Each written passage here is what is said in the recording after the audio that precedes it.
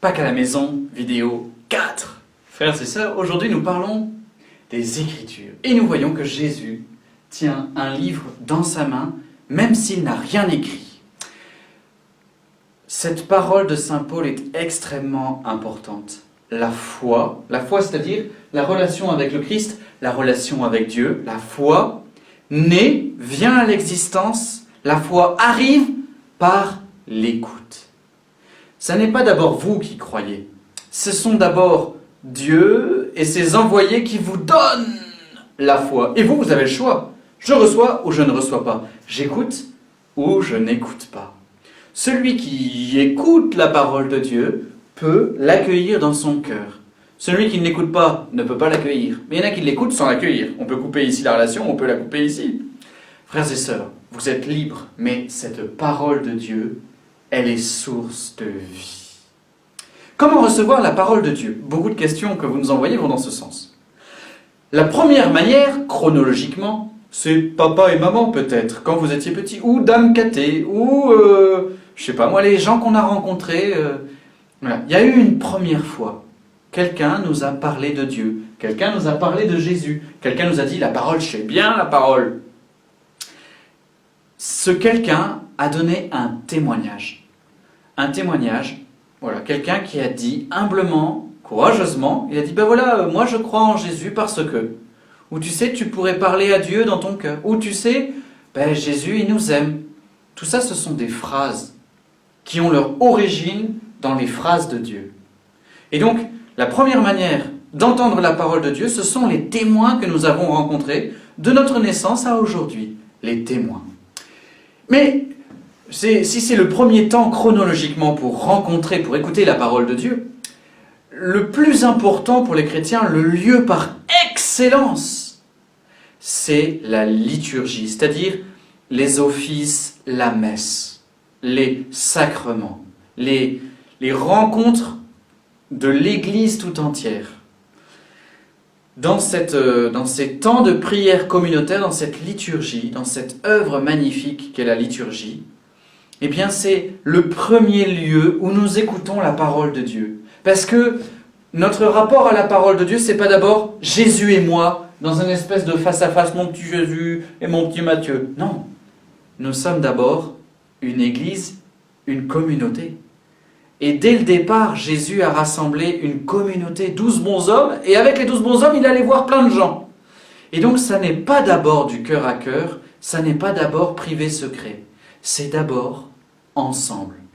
Le premier lieu où nous écoutons la parole de Dieu, c'est ensemble à la messe. Voilà, donc ça nous fait déjà deux lieux très importants. Donc la messe, les sacrements d'une manière générale, la liturgie, et puis les témoins. Mais il y a d'autres moments où on peut écouter la parole de Dieu. Et là, hop, je vous montre cette magnifique petite photo des fraternités. C'est des petits groupes de partage de la parole de Dieu, mais il en existe de plein de sortes, de plein de variétés, de races, de toutes couleurs. Et c'est merveilleux. Frères et sœurs, en fait, Dieu met dans le cœur des gens qui nous entourent des paroles de Dieu pour nous. Parce que la parole de Dieu est entrée dans leur cœur et il veut nous parler à travers cette fraternité. Parce que quand il y a une parole de Dieu qui est dite, elle résonne de manière différente. Et la diversité fait la puissance et la grandeur. Mais il n'y a pas que dans un petit groupe. Il y a aussi, voilà, ça c'est la dimension, je dirais, horizontale. C'est les bras de la croix horizontaux. Mais il y a aussi la dimension verticale, frères et sœurs. Et cette dimension verticale, c'est l'enseignement qui nous vient de ce qu'on appelle le magistère, en latin, maître enseignant.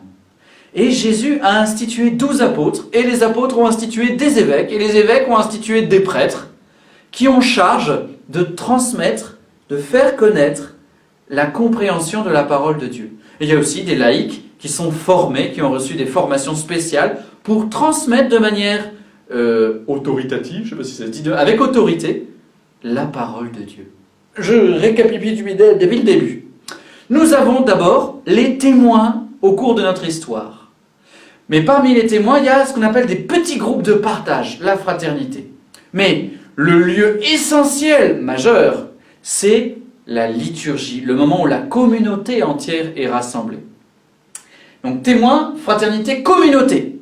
Magistère, c'est-à-dire le pape, les évêques, les prêtres et les laïcs formés.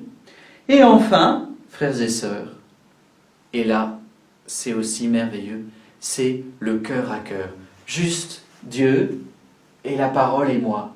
Et cette parole, qu'est-ce qu'elle est belle, qu'est-ce qu'elle est belle. J'ai besoin, frères et sœurs, si vous voulez être des chrétiens adultes, vous devez avoir un rapport personnel à la parole de Dieu. Et pour avoir ce rapport personnel, il n'y a pas de secret. Il faut vous la coltiner. Parfois, dans un couple, on n'a pas envie d'être ensemble, manger. On aimerait bien être tranquille. Pourtant, si on s'aime, il faut passer du temps ensemble. Et manger ensemble. Même si le gars, il nous raconte toujours les mêmes histoires. Même si la fille, elle nous raconte toujours les mêmes problèmes. L'amour demande du temps. Faites-vous, les frères et sœurs, un vis-à-vis, la parole de Dieu et vous et la parole de Dieu. Et prenez du temps. Quelques petits conseils.